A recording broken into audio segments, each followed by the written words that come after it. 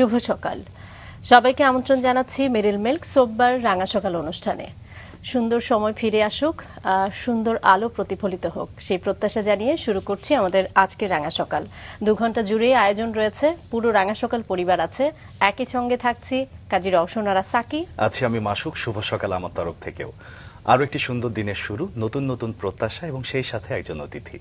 তার আগে চলে যাচ্ছি সাকির কাছে। সাকি, শুভ সকাল। শুভ সকাল মাসুক, কেমন আছো? আমি ভালো আছি, তুমি কেমন আছো? আমিও ভালো আছি। আমরা সবাই আসলে এই রাঙা সকালে যখন আসি তখন আসলে একটা অন্যরকম ভালো লাগে কাজ একদমই করে, তাই। কারণ সবসময় আমরা বিশেষ মানুষ পাই। একদমই আজও তার ব্যতিক্রম নয়। নিশ্চয়ই তুমি জানাবে কে একদম। আছেন। প্রিয় দর্শক, আমাদের আজকের অতিথি সাংস্কৃতিক কর্মী এবং সংগঠক ASM মারুফ কবির। চলুন তাকে স্বাগত জানাই।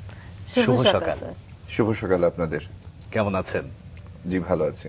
খুব ভালো লাগছে আমাদের আয়োজনে আপনাকে পেয়ে, এবং আমাদের আয়োজনে আসলে আপনি একটা সংযুক্তি হতে যাচ্ছেন এবং আপনি আমাদের আসলে অনুপ্রাণিত করবেন আজকে পুরোটা সময় জুড়ে। আপনার গল্পগুলো শুনবো। একদম শুরুতে যদি আপনার কাছে জানতে চাই যে আপনি একদম সেই সময়ের মানুষ এবং সেই সময় থেকে অ্যাক্টিভলি কাজ করে যাচ্ছেন, যে সময় আমরা খাতা কলম নিয়ে বসে লিখতাম, এবং বর্তমান সময়ে আপনি টেক ব্যবহার করেও অনেক লেখালেখি করেন, আমরা জানি। আধুনিক মনা মানুষ আপনি। সেই জায়গা থেকে একটু পার্থক্যটা শুনতে চাইবো যে সেই সময়ের সাংস্কৃতিক চর্চা এবং এই সময়ের সাংস্কৃতিক চর্চা, অনেক সময় এখন দেখা যায় যে ভিউয়ের ব্যাপারে মানুষের একটা আগ্রহ বেশি তৈরি হয়েছে। এই বিষয়টা কিভাবে দেখেন? আসলে মানুষ তো জানাতে চায়, যে শিল্পীরা তো জানাতে চাইবেই যে যার দর্শক কত বেশি হবে বা কত দর্শকের কাছে পৌঁছতে পারবে। সুতরাং এই আকাঙ্ক্ষাকে আমি খারাপ দৃষ্টিতে দেখতে চাই না। তবে এটাও মাথায় রাখতে হবে যে শিল্পের যে চর্চা, সেই চর্চার ক্ষেত্রে অবশ্যই গুণগত মানটা সবার আগে দেখা উচিত।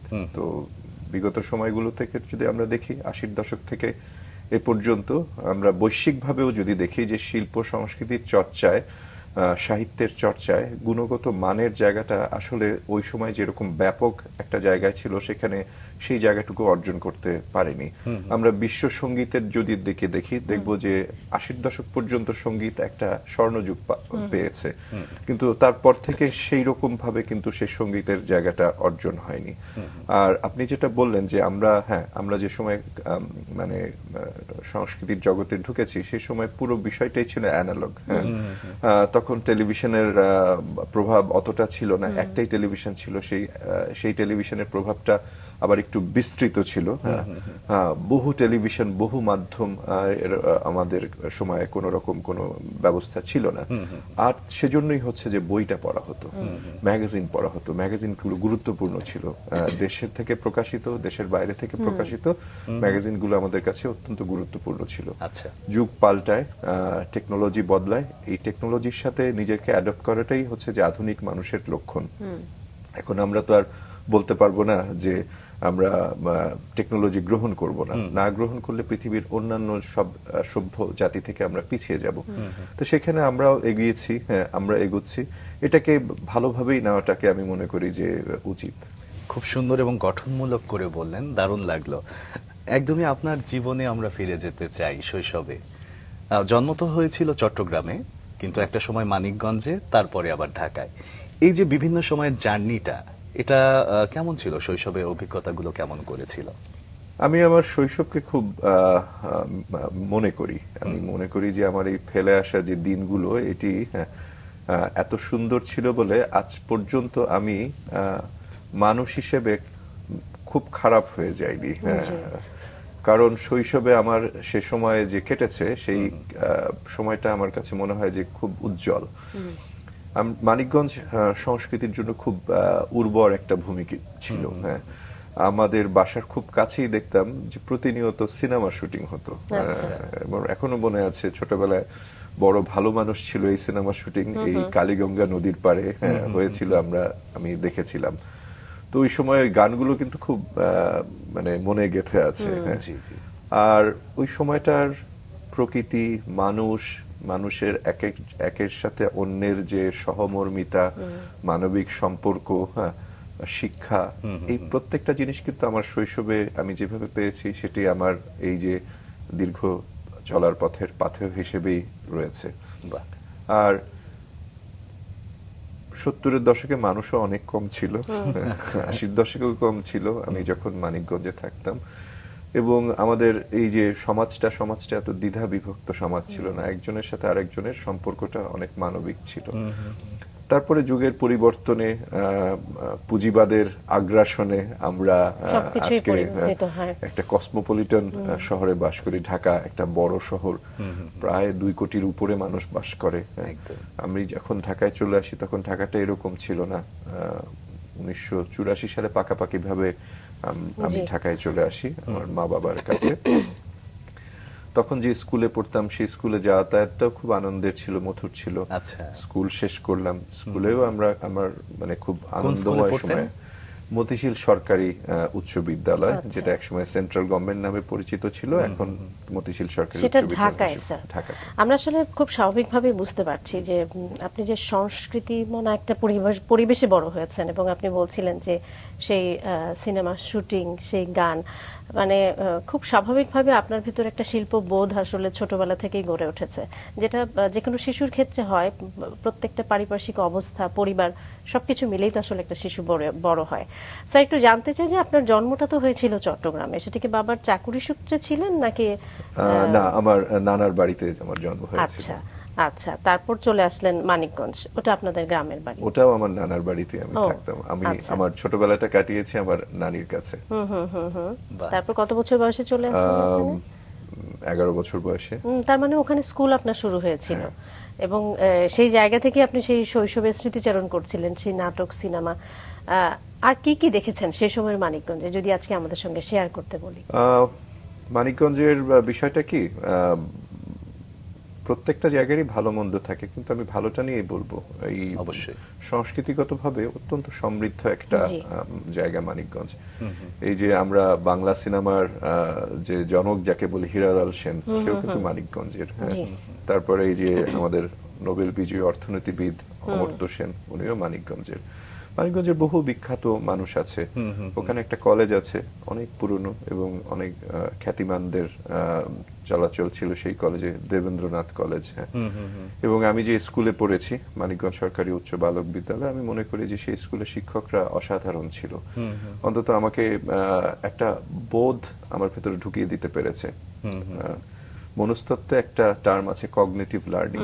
আপনি চারপাশে যা দেখবেন সেটাই শিখবেন, এবং সেটাই আপনাকে সারা জীবন আপনাকে তাড়িত করবে, বা আপনি সেটাই প্র্যাকটিস করবেন, অভ্যাস করবেন।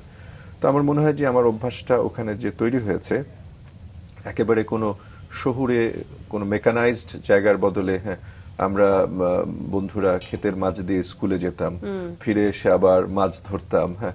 তো এই মানে চমৎকার, এই একেবারে যে মানে আনন্দ, রঙিন শৈশব যাকে বলে। এই যে আনন্দ, এই স্যার, আপনার জীবনে একজন শিক্ষকের ভূমিকা রয়েছেন, লতিফ সিদ্দিকী শিক্ষক। লতিফ সিদ্দিকী যদি ভুল না হয়, আমরা সেই শিক্ষক নিয়েও জানতে চাই।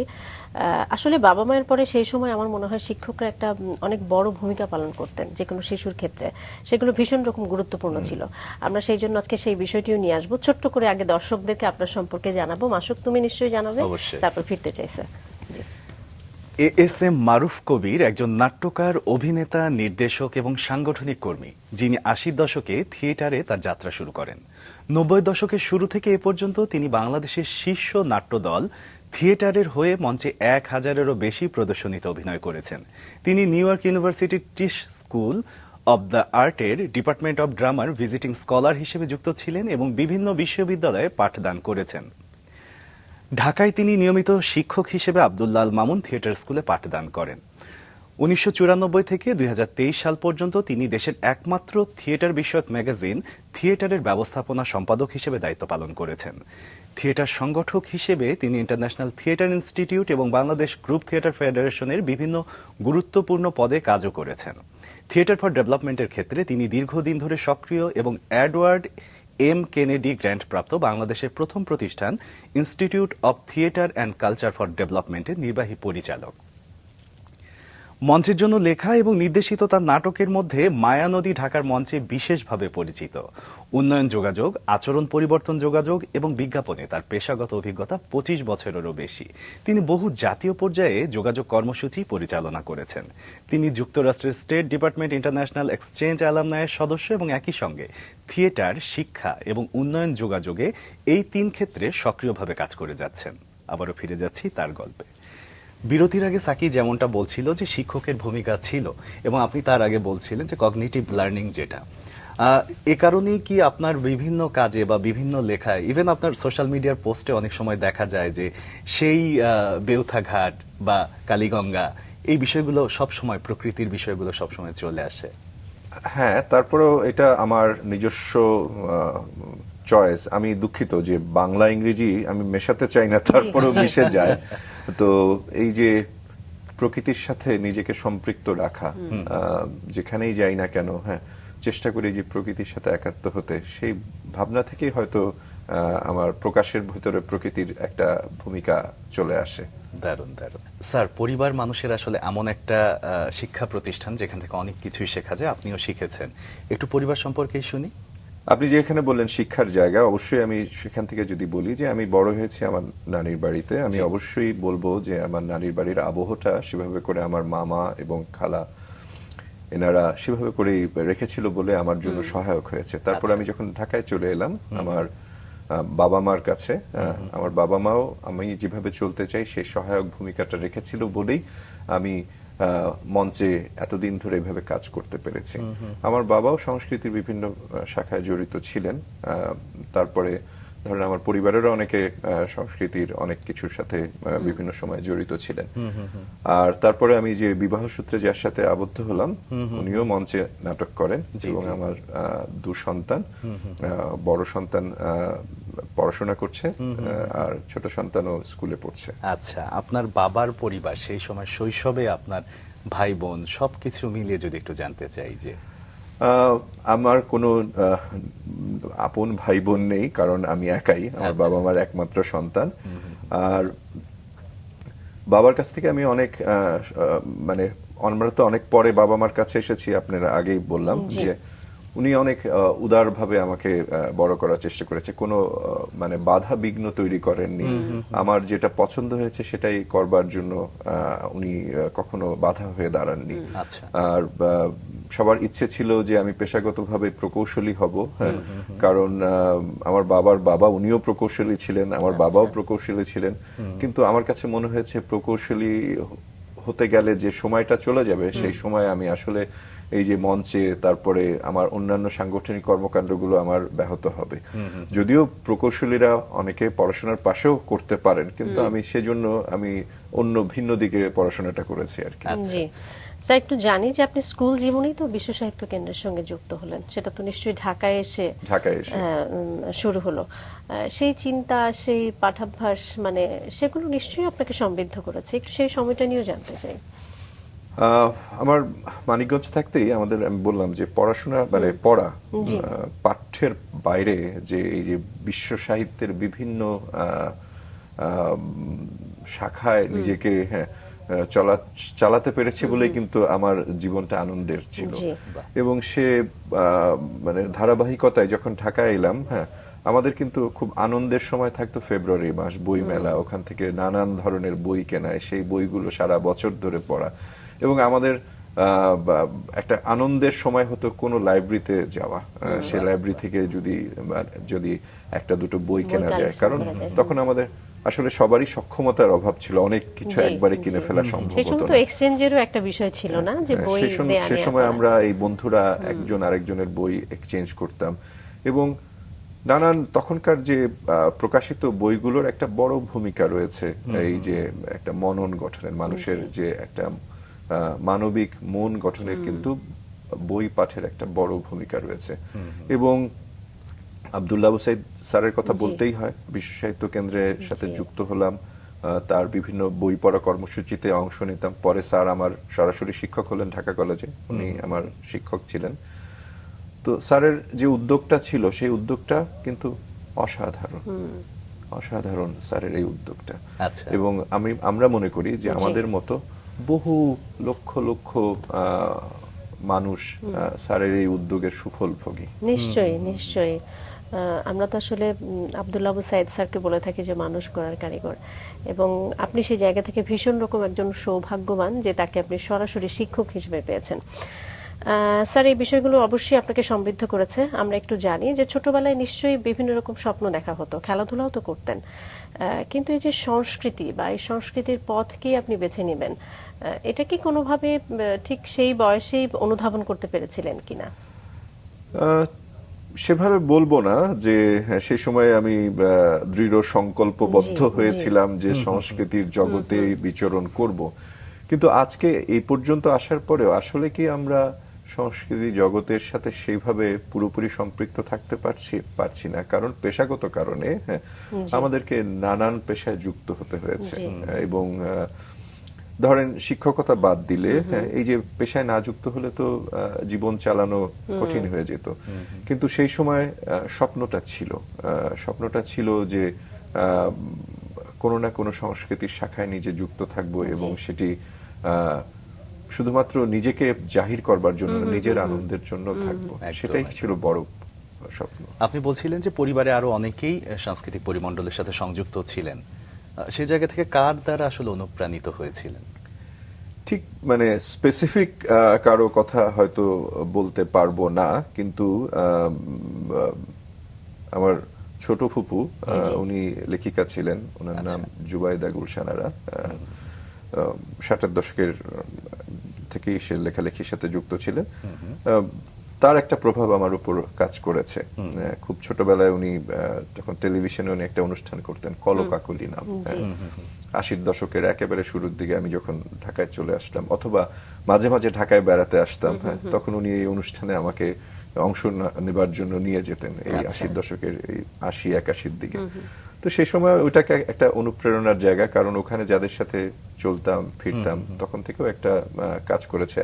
আমি বড় হয়ে আমি নিজেই হয়তো এরকম কোনো কিছুর সাথে যুক্ত হব।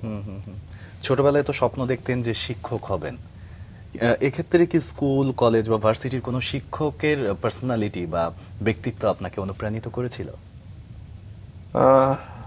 যদি মানে খুব স্পেসিফিক করে বলতে হয় তাহলে আমি অবশ্যই বলবো যে আমি যে থিয়েটারটা করি, এই থিয়েটারের দীর্ঘকালের সভাপতি অধ্যাপক কবির চৌধুরীর কথা। তার ব্যক্তিত্ব, তার বাচন হ্যাঁ, আমাকে খুব আকৃষ্ট করতে, এবং উনি ইংরেজি সাহিত্যের শিক্ষক ছিলেন, এবং আমারও খুব স্বপ্ন ছিল যে এক সময় সাহিত্য পড়বো এবং এর শিক্ষকতা করব। তারপরে যখন ইউনিভার্সিটিতে ভর্তি হতে গেলাম, হ্যাঁ, যেভাবে হোক ওই সাহিত্যের আর পড়া হলো না। তখন আমাদের সদ্য প্রয়াত সৈয়দ মঞ্জুরুল ইসলাম আমাকে ডেকে বললো, তুমি এমনি সাহিত্য নিয়ে অনেক পড়াশোনা করো, হ্যাঁ, এই বিশ্ববিদ্যালয়ে সাহিত্য পড়তে হবে না, তুমি থিয়েটারটা করছো ওটাই করো ঠিক মতো। তো শিক্ষকদের একটা বড় ভূমিকা আছে। আমি মনে করি যে শিক্ষকদের যে আদর্শ এবং যে দর্শন, সে দর্শনটা এখন এই যুগে এসে এমনকি আমি নিজেও শিক্ষক হিসাবে ছাত্রদের ভেতরে কতটুকু সংক্রমিত করতে পারি, কতটুকু পৌঁছে দিতে পারি, সেটা আমার সন্দেহ হয়। আমরা থিয়েটারের গল্প শুনছিলাম এবং 80-র দশকে যদি ভুল না হয় আপনার থিয়েটার যাত্রা শুরু হয়, কিন্তু তারও আগে আপনি লতিফ সিদ্দিকী আপনার যে শিক্ষক ছিলেন, তার মাধ্যমে আপনি আসলে আপনার প্রথম মঞ্চে ওঠার একটি সুযোগ তৈরি হয়। সেই গল্পটা একটু শুনে তারপর আমি সেই থিয়েটারে যেতে চাই। আমার এই শিক্ষক সম্পর্কে আমি একটু বলি যে উনি আমি যখন খুব ছোট, উনি আমার গৃহশিক্ষক হিসেবে কাজ করতেন। কারণ উনি যে রাজনৈতিক ভাবাদর্শের ছিলেন, তাকে তার বাড়ি থেকে তাকে বের করে দেওয়া হয়েছিল। তো তখন সে দেবেন্দ্র কলেজে পড়তো এবং আমাকে গৃহশিক্ষক হিসেবে পড়াতেন, এবং আমি খুব সৌভাগ্যবান তার মতো একজন শিক্ষক পেয়েছিলাম। উনি বেশিরভাগ ক্ষেত্রে পাঠ্য বই পড়াতেন না, হ্যাঁ, উনি বলতেন চলো আমরা ঘুরি। তো আমরা ঘুরে ঘুরে অনেক কিছু, নদী রচনা আমি কখনো বই পড়ে শিখিনি, নদীতে নদীতে ঘুরে শিখেছি, হ্যাঁ, বা অন্যান্য অনেক কিছুই। হ্যাঁ, জীবনটা যে আসলে আমার চারপাশ থেকে অনেক রঙিন কিছু পাওয়া যায়। হ্যাঁ, এই যে আজকে মাছরাঙা টেলিভিশনে আছি, আমরা তখন নদীর পাড়ে মাছরাঙা দেখতাম এবং মাছরাঙা দেখে বেলা পার করে দিতাম, সেই আনন্দটা ছিল। তো উনি অনেক কিছুর সাথে জড়িত ছিলেন, খেলাঘরের সাথে জড়িত ছিলেন। খেলাঘরে আমাদের পরিবারের অনেকেই জড়িত ছিলেন এবং এখনো আছেন। তো উনি আমাকে একবার এই পয়লা বৈশাখের এক অনুষ্ঠানে নিয়ে গেলেন, মানিকগঞ্জ থেকে একটু বেশ দূরে। তো সেখানে যাওয়ার পরে একজন অভিনেতা অনুপস্থিত। তো সেই অনুপস্থিত তার তো খুব হয়ে গেল যে কিভাবে এটা হবে। তারপর সে আমাকে বললো যে তুমি পারবে? হ্যাঁ, মাত্র 2টো ডায়লগ দিতে পারবে, হ্যাঁ, এবং সেই আমাকে শিখিয়ে সেই প্রথম মঞ্চে দাঁড় করিয়ে দিলেন, হ্যাঁ। এবং আমি এখন মনে নেই যে কতটুকু সাফল্যের সাথে উতরেছিলাম, বাট দাঁড়িয়েছিলাম এই তার হাত না ধরে, নিশ্চয়ই এতটুকু শিক্ষকের মনে সেই আছে। আস্থা আপনার উপর ছিল। এবং আপনি যে অকপটেই যে আপনি শিক্ষকের কথায় রাজি হয়ে গেলেন, আমি বলবো এখানেও তো তার একটা বিশেষ ভূমিকা ছিল আসলে। মানে শিক্ষকের সঙ্গে একেবারে বন্ধু হয়ে না গেলেও তো সেটা সম্ভবও ছিল না, না, সে শ্রদ্ধার আসলে পাশাপাশি। বন্ধুর মতোই শিক্ষক জি, ছিলেন আর কি। জি। নাটকের শুরুটাও তাহলে হলো একদম নাটকীয় ভাবেই আমি বলবো। পরবর্তীতে আপনি 1000-এরও বেশি মঞ্চ প্রদর্শনী করেছেন, সেই গল্পগুলোতেও আসবো। কিন্তু একটু জানতে চাইবো, 80-র দশকে আপনার নাট্যচর্চা শুরু, প্রায় 4 দশক হয়ে গেল। অবস্থাগত পার্থক্য কি দেখছেন? আসলে আমি দুভাবে বিবেচনা করব। এক নম্বর হচ্ছে যে আমরা যারা নাটকের সাথে জড়িত মানুষ, এই মানুষগুলোর ব্যস্ততা 80-র দশক 90-এর দশকের চাইতে এই সময়গুলোতে অনেক বেড়ে গেছে। যার ফলশ্রুতিতে কি হয়েছে, আমরা ওই সময় যেরকম মনোনিবেশ করে থিয়েটার চর্চাটা করতে পারতাম, এই সময় আমাদের প্রায়োরিটিটা শিফট হয়ে গেছে। আচ্ছা, এটি একটি। দ্বিতীয়ত হচ্ছে যে মানসম্মত নাটকের প্রতি মানুষের যে একটা আকর্ষণ ছিল, সেটিও কমে গেছে। ধরেন 90 দশকের শুরুতে আমরা যখন মহিলা সমিতিতে, তখনও শিল্পকলা একাডেমির মঞ্চে নিয়মিত নাটক হতো না। মহিলা সমিতি বা গাইড হাউসে নাটক করতাম, শুক্রবার দিন সকালবেলাও নাটক হতো, সেখানেও দর্শক পরিপূর্ণ থাকতো। কিন্তু তখন ঢাকা শহরের জনসংখ্যা 1 কোটির অনেক নিচে ছিল। আচ্ছা। এখন এই যে 2 কোটির উপরে জনসংখ্যার একটা শহর, সেই শহরে কয়জন মানুষ নাটক দেখে? একদম। সুতরাং আমরা মনে করি যে এইখানে আমরা ব্যর্থ হয়েছি দর্শকদের টানতে। দর্শকরা কেন আসে না, আর মঞ্চে নাটক মানুষের কেন ভালো লাগবে না, সেটাও আরেকটা বিষয় আমরা এখনো সেভাবে করে বুঝতে পারিনি। কিন্তু আবার যারা দর্শক, তারা কিন্তু এক দর্শকই বারবার বিভিন্ন নাটক দেখে। সুতরাং দর্শকের সংখ্যাটা বাড়াতে আমরা পারিনি। আর মঞ্চে নাটক আমরা কেন করি? আমাদের একটা দর্শন আছে, আমাদের একটা নীতিবোধ আছে। আমরা চাই যে সমাজটা মানবিক হোক, সমাজের নানান অসঙ্গতি শৈল্পিকভাবে মানুষের কাছে তুলে ধরা, এবং সেটা থেকে মানুষকে চিন্তা করতে সহায়তা করা। আমরা মঞ্চে খুব কম নাটকে আমরা সমাধান দিই, আমরা মানুষকে চিন্তার সূত্রটা ধরিয়ে দিই। মানুষ চিন্তা করবে, তারপর তার নিজের মতো করে সমাধান করবে। এবং সংস্কৃতি মানেই রাজনীতি, রাজনীতিবিহীন কোনো কিছু নেই। সুতরাং রাজনীতির সাথে সংস্কৃতির একটা সম্পর্ক আছে, নিবিড় সম্পর্ক আছে, এবং দর্শনের সাথে সংস্কৃতির একটা সম্পর্ক আছে। আমি কোন দর্শনটাকে মানুষের কাছে পৌঁছে দিতে চাই, আমার নিজস্ব দর্শনটা কি। সুতরাং দর্শনের দিক থেকে আমরা যে মানে যে সমৃদ্ধটা ছিলাম 80-র দশকে 90-এর দশকে, পরবর্তীতে সেই সমৃদ্ধতায় কিছুটা ভাটা পড়েছে বলে আমি মনে করি। আচ্ছা স্যার, তার মানে আপনি বলতে চাচ্ছেন যে দর্শনগত যে পার্থক্যটা সেটাই হয়েছে। কিন্তু আপনি ব্যস্ততার কথা বলছিলেন, পেশাদারি থিয়েটারের ক্ষেত্রে আমি যেটা বলবো যে বাংলাদেশের সেই অবস্থানটা আসলে কোন জায়গায় আছে? থিয়েটার যদি পেশাদারিত্বের জায়গা থেকে যদি একদম পরিপূর্ণ হতো, সেক্ষেত্রে কি আসলে ব্যস্ততা অন্যদিকে করার কোনো দরকার হতো? এটা হচ্ছে যে আপনি কিভাবে প্রায়োরিটাইজ করবেন সেটার বিষয়। বিশ্বের অনেক দেশে এমনকি ধরেন যে আমরা পুঁজির সবচাইতে বড় শহর নিউ ইয়র্কেও ব্রডওয়েতে যারা পেশাদারি থিয়েটারের সাথে জড়িত, তাদের শুধুমাত্র থিয়েটার করে জীবন চলে না। আচ্ছা, আজকে আমরা যে দেখি যে টম ক্রুজ বা এরা কিন্তু সব থিয়েটার থেকে এসেছে, কিয়ানু রিভস, এরা সবাই ব্রডওয়েতে নানান থিয়েটারে কাজ করতো। সেখান থেকেই তারা হলিউডে বড় অভিনেতা হয়েছে, $1 $1 $1 ডলারের তাদের এখন সম্পদ হয়েছে। বাংলাদেশ তো পুঁজির জগতে খুব বেশি দিন হলো অনেক বড় আকারে প্রবেশ করেনি। আমরা কিছুদিন আগ পর্যন্ত ছোট অর্থনীতির দেশ হিসেবেও ছিলাম। এখন এই যে পুঁজির যে ক্যাপিটালিজমের যে চাহিদা তৈরি হয়েছে, এই চাহিদার পেছনে মানুষকে যখন ছুটতে হয়, তখন এই যে মনের যে খোরাক সেটি যোগানোর জন্য তখন শুধুমাত্র থাকলে চলে না। একদম। আমি নিউ ইয়র্কে অনেকে দেখেছি ব্রডওয়েতে রাতের বেলা অভিনয় করছে, আবার দিনের বেলা কোনো রেস্টুরেন্টে কাজও করছে।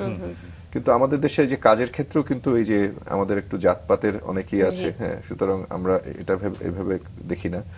আর এখনো সেই সুযোগ হয়নি মঞ্চকে উপজীব্য করে মানুষের শুধু জীবিকা নির্বাহের। এক্ষেত্রে নানান সহযোগিতা প্রয়োজন হয়। ধরুন আগে যখন সামন্ততান্ত্রিক সমাজ ছিল, তখন এই যে জমিদার বা রাজা বাদশারা নানান সংস্কৃতি কর্মীকে প্রণোদনা দিতেন, তাদের অনুগ্রহে এরা সাংস্কৃতিক কর্মকাণ্ড করত। পরবর্তীতে যখন সমাজ সভ্য হলো, আরো এগিয়ে গেল, তখন রাষ্ট্রেরও একটা ভূমিকা আমরা বিভিন্ন দেশে দেখি। বিভিন্ন যে দেশগুলো ওয়েলফেয়ার স্টেট, সেই দেশগুলো রাষ্ট্র কিন্তু সংস্কৃতিকে একেবারে খুব শক্তভাবে অনুদান এবং মানে পৃষ্ঠপোষকতা করে। তা আমাদের ছোট অর্থনীতির দেশে সেভাবে সম্ভব হয়নি, কিন্তু আমরা আশাবাদী কোনো এক সময় আমাদের সংস্কৃতি কর্মীদেরকে সেভাবে করে পৃষ্ঠপোষকতা দেওয়া সম্ভব হবে। আরেকটা বিষয়, সংস্কৃতি একটা দেশে যদি জীবিত না থাকে, এটা যদি মানুষের ভেতরে দর্শন না ছড়াতে পারে, মানুষের ভেতরে সৃজনশীলতার যে আনন্দ সেটা ছড়িয়ে দিতে না পারে, সে দেশ কিন্তু খুব যান্ত্রিক এবং অমানবিক হয়ে যাবে। একদমই তাই। সো সেই জায়গা থেকে একটু যদি জানতে চাই যে ঠিক আছে, আপনি যেটা বলছিলেন সেটির সঙ্গে আসলে আমরা সবাই জানি এবং সহমত পোষণ করি যে শুধুমাত্র মঞ্চের উপর ডিপেন্ড করে যে আসলে তার আর্থিক সচ্ছলতা আসবে, এটা আসলে নিতান্তই ভাবাটা ঠিক নয়। কিন্তু এই যে আমরা সংস্কৃতির চর্চা করব, আমাদের মানবিকতা তৈরি হবে বা সমাজের বিভিন্ন অসঙ্গতিকে আমরা শৈল্পিক মাধ্যমে ফুটিয়ে তুলব, আমরা সেই জায়গায় মানে এত নিরুৎসাহিত কেন? আমি সেই জায়গা থেকেই প্রশ্নটা করছি যে আমরা নাটক বা সিনেমা জগতে যারাই কাজ করছি বা যারা কাজ করছেন, আগে যেমন মঞ্চটাকেই সবাই বেছে নিতে চাইতেন, ওটা একটা স্কুল, তো আসলে ওটা একটা গ্রামার আসলে, কিন্তু এখন সেই আগ্রহটা নেই।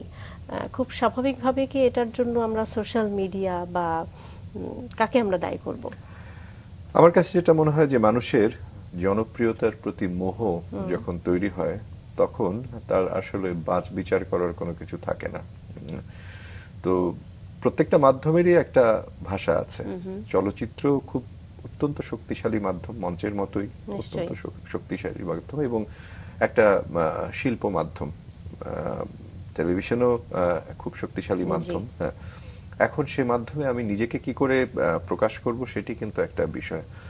সোশ্যাল মিডিয়া তো এটা বাস্তবতা, আমরা তো এটাকে অস্বীকার করতে পারবো না। আজ থেকে 15 বছর আগে কেউ সোশ্যাল মিডিয়ার এইরকম প্রভাবের কথা বিবেচনাও করেনি, কিন্তু আজ থেকে 15 বছর পরে কি হবে সেটাও কিন্তু আমরা এখন বলতে পারছি না।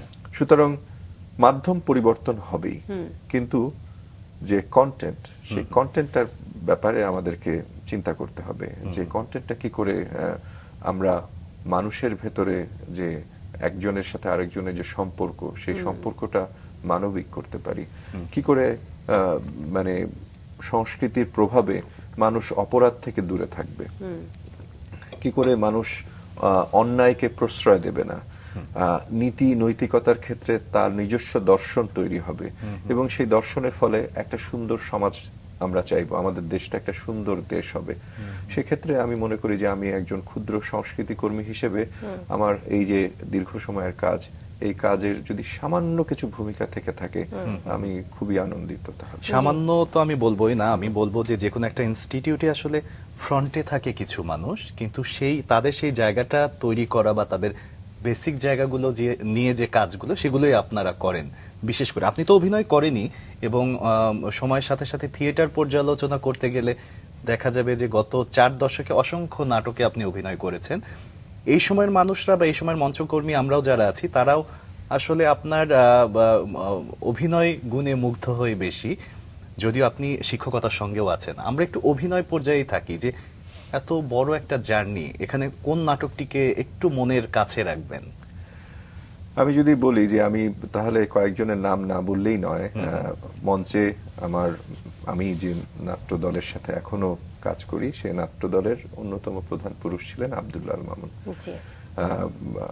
আমাকে অত্যন্ত স্নেহ করতেন, আর অভিনয় শেখানোর ক্ষেত্রে আমাকে খুব মানে সবসময় এখনো আমি খুব কৃতজ্ঞতার প্রতি যে ফেরদৌসী মজুমদার, ওনাদের স্নেহের ফলেই আমি এই যে মঞ্চে এতদিন ধরে কাজ করে যাচ্ছি, এবং তারা আমাকে অনেক সুযোগ দিয়েছেন কাজ করবার। সেই সুযোগটাকে আমি কাজে মানে আমি সেজন্য ধন্য তাদের প্রতি। এবং এই যে তারা নিঃস্বীয় ক্ষেত্রে যথেষ্ট পরিমাণে প্রজ্ঞাবান এবং বিখ্যাত, কিন্তু তাদের কাউকে কোনোদিন খ্যাতির পিছনে আমি ছুটতে দেখিনি। সেটিও একটা আমার তাদের কাছ থেকে পাওয়া শিক্ষা। তারা অভিনয় করেছেন, আব্দুল আল মামুন নাটক, অসংখ্য মঞ্চের জন্য নাটক লিখেছেন, টেলিভিশনের জন্য নাটক লিখেছেন। প্রত্যেকটা নাটক কিন্তু একটা বক্তব্যকে সমাজের কাছে পৌঁছে দেয় একদম। এবং সেটা আমার মনে হয়েছে যে আমি সেটাকে ফলো করব। এবং এই বিষয়টা আপনার মধ্যে আছেও। আমরা যখন আসলে আপনার প্রোফাইলে পড়ছিলাম তখন আপনি বারবার বলছিলেন যে এত কিছু দরকার নেই, আমার শুধু একটা দুইটা বিষয় ফোকাস করা হোক। একজন মানুষের মধ্যে অনেক কিছু থাকার পরেও যে পরিমিতি বোধটা, সেটা আপনার মধ্যে আসলে সব ক্ষেত্রে আপনার কথা থেকে এটা এখন এটা আমাদের সমাজের এভাবে পরিমিতি বোধ কোথায় থামতে হবে এটি আমরা ভুলে গেছি। যার ফলে আমাদের যখন কবির চৌধুরী স্যার ওথলো পড়াতেন, তখন বলতেন যে অনিয়ন্ত্রিত উচ্চাভিলাষ, সেই সময়ের কথা 90 দশকের শুরুতে, যে আমরা এখন অধিকাংশ মানুষ একটা অনিয়ন্ত্রিত উচ্চাভিলাষে ভুগছি। আমাদের কোথায় থামতে হবে, আমার জন্য কতটুকু প্রাপ্য সেটি নিয়ে আমরা বিবেচনা করি না। আমরা মনে করছি সবকিছু আমাদের পেতে হবে, আরেকজনের আছে আমার কেন নাই, সুতরাং আমাকে সেটা পেতে হবে। এটি খুব খারাপ একটাই। অবশ্য আবার আরেক দিক থেকে একটা দেশ যখন পুঁজিবাদের পথে হাঁটা শুরু করে এবং উত্তরণ হবার সুযোগ তৈরি হয়, তখন সমাজে এরকম নানান অস্থিরতা দেখা যায়। এক সময় তারপরে এটা স্থিতিশীল হয়। আমরাও হয়তো এক সময় এই আমাদের দেশের মানুষরা স্থিতিশীল হবে, তারা শিখে নেবে যে আমাদের জীবনের দর্শন কতটুকু এবং কিভাবে করে সামনে এগোতে হবে। আপনি যেটা বলছিলেন যে কোন নাটক, হ্যাঁ, নাটক, বহু নাটকে অভিনয় করেছি, তবে আমি মনে করি যে এই 90 দশকের শুরুতে আব্দুল আল মামুন আমাকে একটা নাটকে তার সহকারী নির্দেশক হিসেবে কাজ করার সুযোগ দেন, মিরাজ ফকিরের মা। তো সেই নাটকটির সাথে আমার একটা খুব আত্মিক যোগাযোগ, কারণ ওই তরুণ বয়সে আব্দুল্লাহ আল মামুনের মতো রাশভারী নির্দেশকের সহকারী হিসেবে কাজ করবার যখন সুযোগটা পেয়েছিলাম, এবং আমি মনে করি যে আমি সাফল্যের সাথে সেটা করতে পেরেছিলাম বলেই আব্দুল্লাহ আল মামুন মৃত্যুর আগ পর্যন্ত তিনি আমাকে তার পাশে রেখেছিলেন এবং আমিও তার পাশে ছিলাম। একদম। তো সেই মিরাজ ফকিরের মা একটা অদ্ভুত সুন্দর একটা নাটক। সেই আমরা ধর্মীয় গোড়ামির বিরুদ্ধে মানবিকতার জয়, মার যে সম্পর্ক, মা সন্তানের যে সম্পর্ক, একটা সুন্দর সম্পর্ক, এবং সেটি যে আমরা ওখানে ফুটিয়ে তুলেছিলাম। সেই নাটকে 200-এরও অনেক বেশি শো আমি করেছি শুধু একটা নাটকের। তারপরে পায়ের আওয়াজ পাওয়া যায় কথা বলতে হয়। পায়ের আওয়াজ পাওয়া যায় কালজয়ী একটি নাটক সৈয়দ শামসুল হকের। যেমন সৈয়দ শামসুল হক দেশে থাকলে প্রতিটি শোতে উনি আসতেন, প্রতিটি নাটক শেষে উনি বলতেন যে মারুফ আজকে এটা ভালো হয়েছে বা এটা ভালো হয়নি, এটা তো তুমি এরকম করতে না। এটা কিন্তু খুব আনন্দের নাট্যকারের কাছ থেকে পাওয়া। এই সময় তো আমরা আসলে অনেক সময় সমালোচনাও নিতে পারি না, মানে এটা কেন বা এই বোধটা কেন আমাদের ভিতর আসলো যে আমরা সমালোচনা নিতে পারবো না। এখন সমালোচনার হচ্ছে যে সমালোচনাকে যদি আমি ভাঙি, এটা গঠনমূলক আলোচনা, হ্যাঁ, কিন্তু আমাদের সমাজ যেভাবে করে এগিয়েছে তাতে হয় আপনাকে কেউ অতিরিক্ত প্রশংসা করবে, নতুবা নিন্দা করবে। একদমই অতিরিক্ত প্রশংসাটা নেওয়া উচিত না মানুষ হিসেবে, আবার নিন্দাটাও মানুষ নিতে পারে না স্বাভাবিকভাবে। যে কারণে আসলে সমালোচনার বিষয়টি এখন আসলে সেভাবে নেই। ধরেন, যেহেতু আমি মঞ্চের সাথে জড়িত, নাট্য সমালোচনা আমাদের দেশে খুব মানে শক্তভাবে দাঁড়াতে পারেনি। কিন্তু বাংলা ভাষায় অনেক পত্রিকায় আমরা দেখেছি, আমরা যখন ছোটবেলায় বিভিন্ন নাট্য সমালোচনা পড়তাম, সেগুলো কিন্তু খুব দারুণ লাগতো পড়তে। হ্যাঁ, অনেক বিষয়, হ্যাঁ, মানে অনেক নেগেটিভ বিষয় তারা যেভাবে করে তুলে ধরতেন, হ্যাঁ, সেটি ইন্সপায়ারিং ছিল। সুতরাং আমরা হয়তো সেই ইন্সপায়ারিং জায়গাটাকে সমালোচনায় ধারণ করতে পারিনি বলেই মানুষ এখন আর সমালোচনা দিতে পারে না। নাট্যকার, অভিনেতা এবং নির্দেশক, তিনটি জায়গাতেই আসলে আপনার সমান পদচারণা আছে। অভিনেতা জীবনের অনেক গল্পই আসলে আমরা শুনলাম। একটু নাট্যকার এবং নির্দেশক, এই দুটো জায়গা শুনতে চাই। ঢাকার মঞ্চে পরিচিত একটি নাটকের নাম হচ্ছে মায়ানদী, যেটির নির্দেশকও আপনি এবং একই সাথে নাট্যকারও আপনি। সেই জায়গাটা নিয়ে একটু গল্পটা শুনবো। এই নাটকটি, আমি আসলে নদী খুব ভালোবাসি। আমি মনে করি যে মানে দেশটা যেহেতু নদীমাতৃক দেশ, এবং দেশটার রক্তনালী হচ্ছে যে নদীগুলো, এবং এই নদীগুলো কিন্তু নষ্ট হয়ে গেছে। নদীগুলো কালের পরিক্রমায় সব নদী নানানভাবে ভূ রাজনৈতিক কারণে, তারপরে আমরা আমাদের প্রকৃতিকে ধ্বংস করেছি, সেই ধ্বংসের কারণে নদীগুলো আর নেই। তখন এই দায়বদ্ধতা থেকে আমার মনে হয়েছে যে মানুষের ভেতরে ন্যূনতম একটা যদি বোধ তৈরি করা যায়, এই নদীগুলো আমাদের বাঁচাতে হবে, কারণ এই নদী না থাকলে আমরা কি করে বাঁচবো। সেই উদ্দেশ্যে এই নাটকটি লেখা। তো এবং এই নাটকটি থিয়েটার বাংলাদেশের অন্যতম মানে খ্যাতনামা নাট্যদল প্রযোজনা হিসেবে নিয়েছে, সেজন্য আমি খুব আনন্দিত এবং গর্বিত। দারুণ দারুণ। স্যার, একটু জানতে চাই যে থিয়েটার বিষয়ক সাময়িকী, থিয়েটারের আপনার দীর্ঘদিনের সম্পাদক হিসেবে আপনি কাজ করছেন। না, থিয়েটারের সম্পাদক হচ্ছেন রামেন্দু মজুমদার। আচ্ছা। আমি ওখানে ব্যবস্থাপনা সম্পাদক হিসেবে কাজ করি। ব্যবস্থাপনা সম্পাদক, জি। এই জায়গাটিও তো এই আপনাকে নিশ্চয়ই সমৃদ্ধ করেছে, বা এই জায়গায় কাজের অভিজ্ঞতা যদি আমরা একটু ছোট্ট করে শুনি। আমার থিয়েটারের শুরুর দিকে আমাকে থিয়েটারের অন্যতম প্রাণপুরুষ রামেন্দু মজুমদার উনি আমাকে বললেন যে তুমি এখানে কাজ করবে পত্রিকাটিতে। তো আমি সুযোগটা পেয়ে খুব আনন্দিত হলাম, এবং উনি আমাকে অনেক কিছু শিখিয়েছেন। আমার দীর্ঘ এই যে আমাকে পরিচয় করে দেওয়া হচ্ছে সংগঠক হিসেবে, এই সংগঠক হবার পেছনের কারিগর কিন্তু রামেন্দু মজুমদার। তো আমি সেজন্য আমি খুব ধন্য যে ওনার মতো একজন মানুষের এই সুদীর্ঘ সময় তার পাশে থাকতে পেরেছি, তার কাছে থাকতে পেরেছি, এবং ওনার এই সাংগঠনিক দক্ষতা, উনি অসম্ভব সাংগঠনিকভাবে দক্ষ, এবং দীর্ঘদিন উনি ইন্টারন্যাশনাল থিয়েটার ইনস্টিটিউটের আন্তর্জাতিক পরিমণ্ডলে প্রেসিডেন্ট হিসেবে কাজ করেছেন। তো সেই যে তার যে কাজের দক্ষতা, এবং সেই দক্ষতা দেখে আমি অনেকটা শিখে যতটুকু করার সেটা পেরেছি। আপনিও আন্তর্জাতিক থিয়েটার ইনস্টিটিউট এবং একই সঙ্গে থিয়েটার ফেডারেশনে কাজ করছেন। জি, ওনার দ্বারা অনুপ্রাণিত হয়ে এই সমস্ত প্রতিষ্ঠানের সাথে যুক্ত হয় এবং কাজ করা।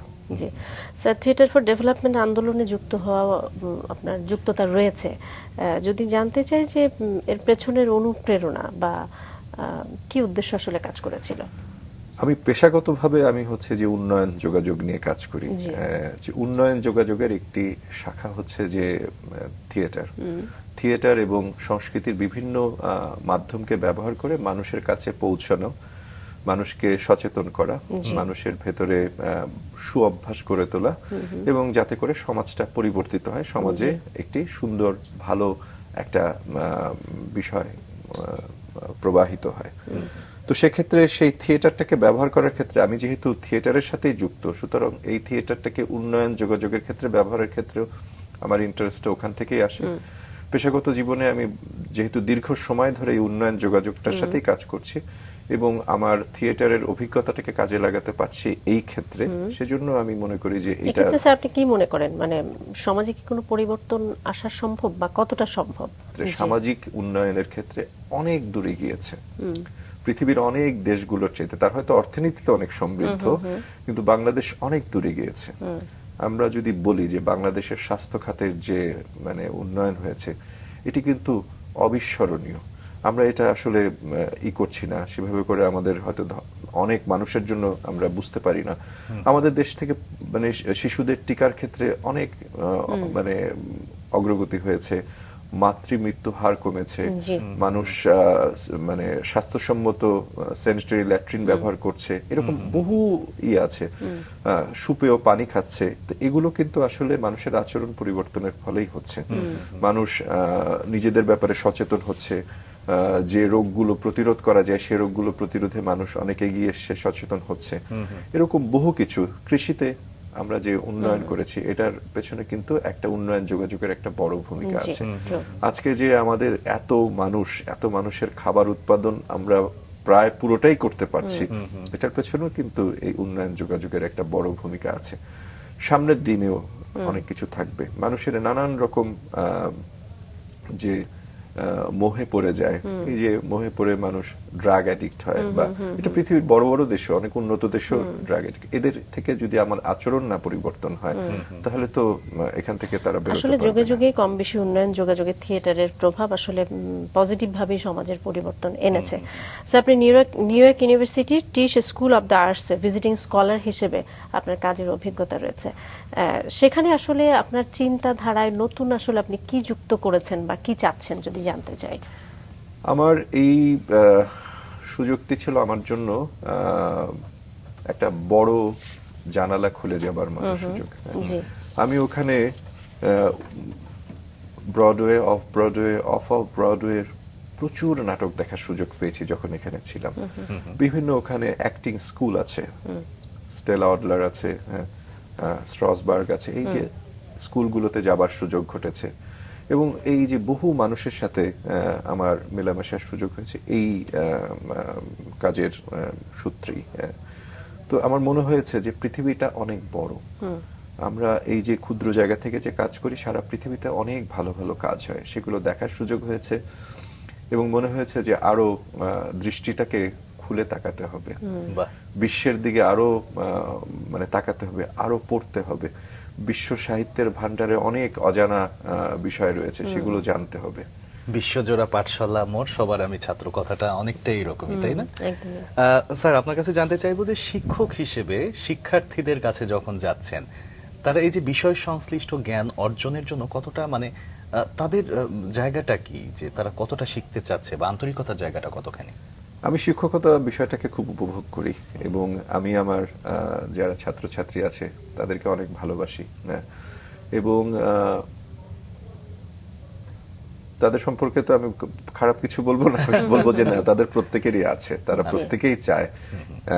মানে আমি জানি না সবার ক্ষেত্রে কতটুকু প্রযোজ্য, আমি যে কোর্সটা পড়াই, যে কোর্স পড়াই, সেগুলোর ক্ষেত্রে কিন্তু আমি দেখেছি যে আমার শিক্ষার্থীরা সবাই আগ্রহী, জানতে চায়, হ্যাঁ, এবং আমি চেষ্টা করি যে আনন্দের সাথে একটু পাঠদান করবার জন্য, পার্টিসিপেটরি, তাদের কাছ থেকে আমি শুনতে চাই, হ্যাঁ, যাতে করে তাদের শোনাটাও অন্য সহপাঠীরা জানতে পারে।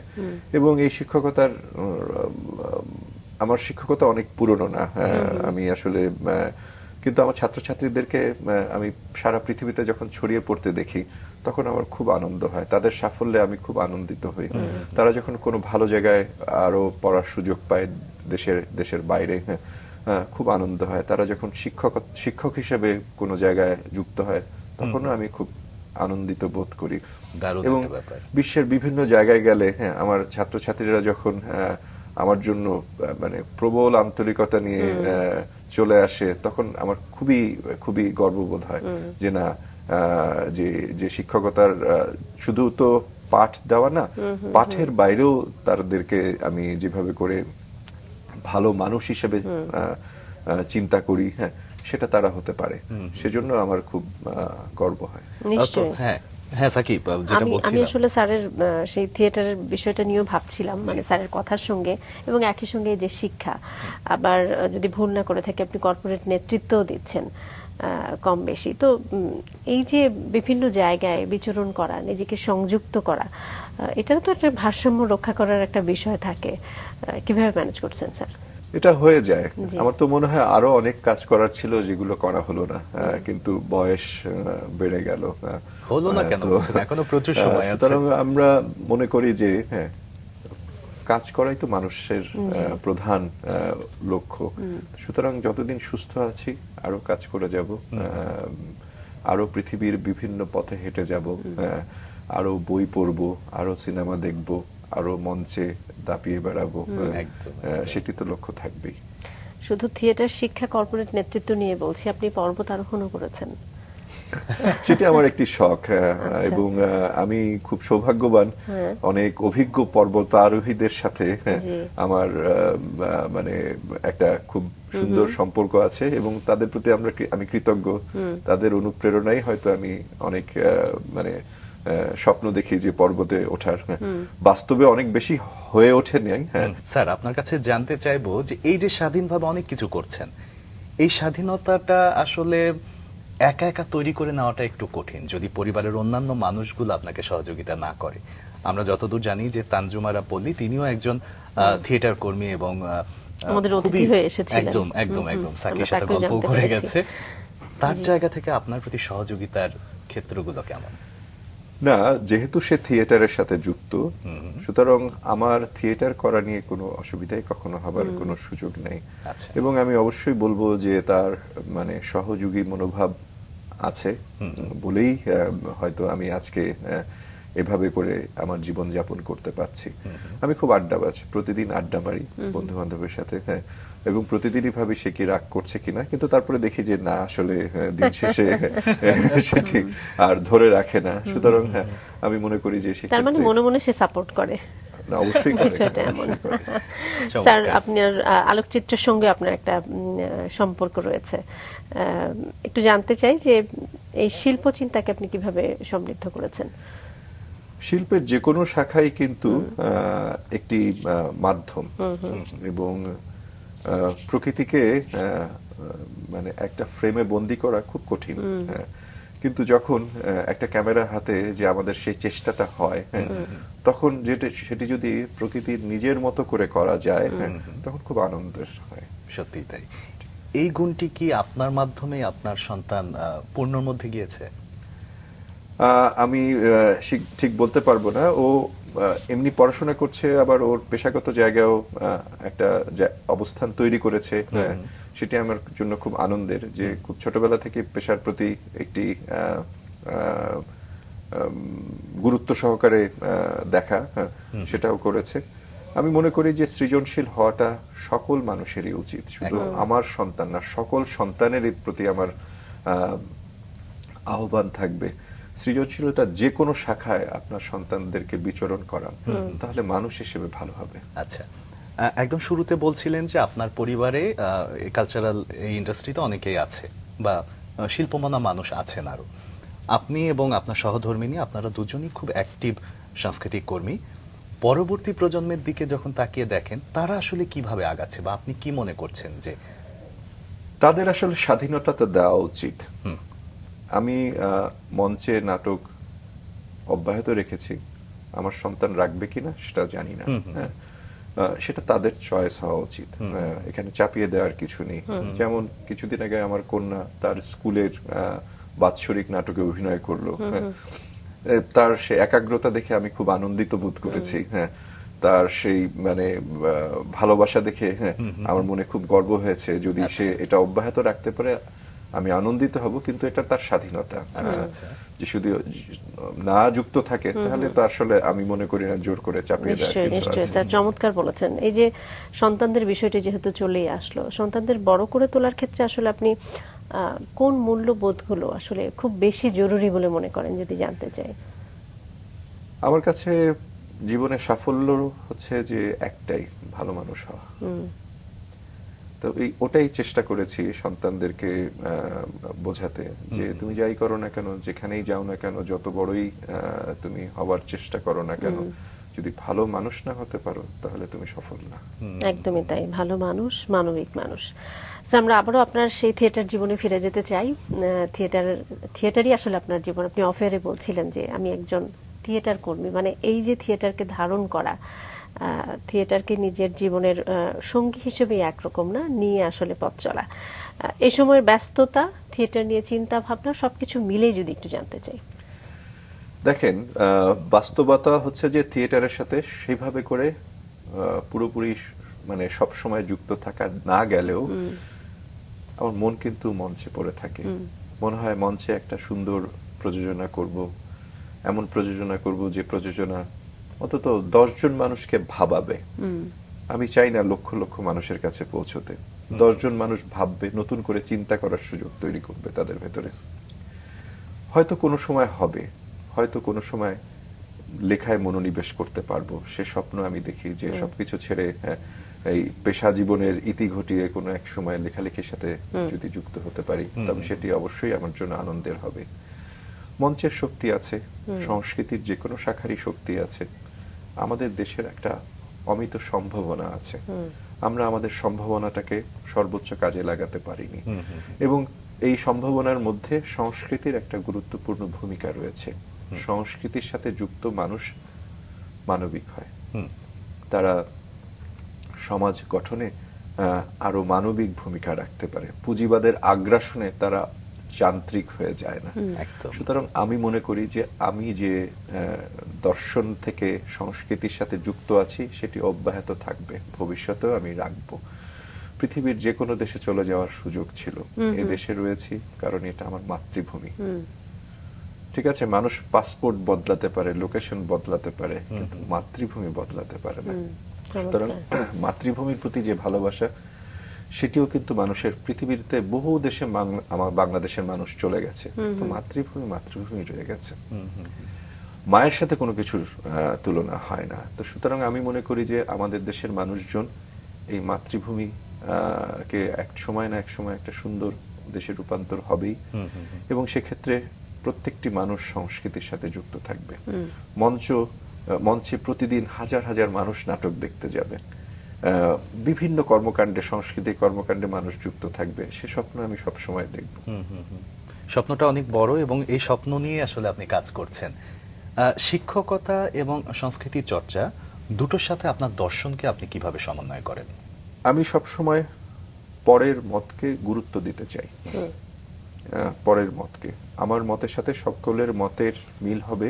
আমি যেভাবে চিন্তা করব, যে দর্শন ধারণ করব, সবাই একই দর্শন ধারণ করবে, একই চিন্তা করবে, সেটিকে আমি কখনোই মনে করি না বাস্তবসম্মত। বরং সেটি যখন হয়ে যায় তখন আসলে বিষয়টা অস্বাভাবিক একটা বিষয় হয়ে যায়। তো আমার শিক্ষকতার দর্শন হচ্ছে যে ছাত্রছাত্রীরা যাতে শেখে। আমি কোনো কোর্স শুরু করার আগে প্রথমেই বলে নিই, তোমরা আমার ক্লাসে কখনো খাতা কলম নিয়ে বসবে না। যে রিডিং ম্যাটেরিয়াল তারা পরে পাবে, আমি দেব তোমাদেরকে পরীক্ষায় কম নাম্বার দেওয়া আমার উদ্দেশ্য না, আমার উদ্দেশ্য তোমাদের শেখানো। ঠিক আছে? আর বিশ্ববিদ্যালয় পর্যায়ে মানে শেখা, ওই বইয়ের লাইন মুখস্থ করে শেখার কিছু নেই। তোমরা নতুন লাইন তৈরি করবে, লেখার তোমরা নতুন থিওরি তৈরি করবে, সেজন্য বিশ্ববিদ্যালয়ে পড়ো। এই যে হাই স্কুল এবং কলেজ পর্যন্ত যেটা পড়ে এসেছো, সেটা নানান মানুষের আবিষ্কৃত থিওরি, সংজ্ঞা, এগুলো মুখস্থ করে তারপরে তোমরা বিষয়টাকে ধারণ করবে, ধারণ করে তোমাদের মতো করে যখন লিখতে পারবে, তখনই আসলে তোমার শিক্ষাটা কাজে দেবে। এবং যেহেতু আমি একটা পেশাগত জায়গা থেকে তাদেরকে বেশিরভাগ ক্ষেত্রে পড়াই, আমি ওই পেশার জায়গাটাকেও তাদেরকে এই যে গণযোগাযোগ বিষয় নিয়ে আমি যখন পড়াই, তো আমি সবসময় চেষ্টা করি যে পেশার জায়গাটা কি করে তারা মানে কাজে লাগাবে, কারণ শিক্ষার সাথে পেশার একটা সম্পর্ক আছে অবশ্যই। তো সেক্ষেত্রেও আমি মনে করি যে মানে যথেষ্ট, আমি মনে করি যে তাদেরকে উদ্দীপনা তৈরি করতে পারি বলে অনেক ছাত্রছাত্রী এই শিক্ষার সাথে সম্পর্কিত পেশায় পরবর্তীতে যুক্ত হয়েছে। চমৎকার স্যার, অনেক ধন্যবাদ জানাতে চাই আপনাকে আজকে, এবং অনেক কৃতজ্ঞতা, আপনি আমাদেরকে সময় দিয়েছেন। অনেক অনেক শুভকামনা আপনার জন্য। আপনাদের জন্য শুভকামনা, এবং মাছরাঙা টেলিভিশনের জন্য শুভকামনা, এবং দর্শকদের জন্য আমার শুভাশিস রইল, শুভকামনা রইল। যে আমি আবারও বলবো যে সংস্কৃতির সাথে যে আমি যুক্ত হয়েছি, আপনারা আপনাদের সন্তানদেরকে সৃজনশীল যে কোনো শাখায় যুক্ত করেন, আপনারাই ভবিষ্যতে লাভবান হবেন। একটা মানবিক সমাজ তৈরি হবে, যে সমাজে আমরা সবাই মিলে ভালো থাকতে পারবো।